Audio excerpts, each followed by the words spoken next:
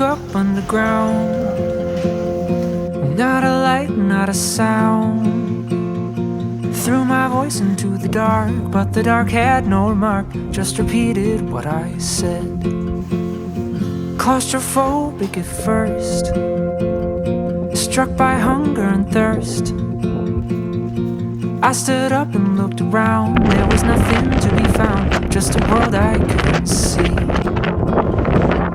And I heard, ooh,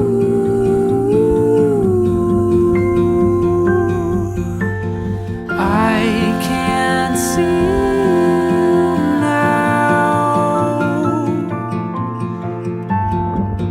I'll find my way underground.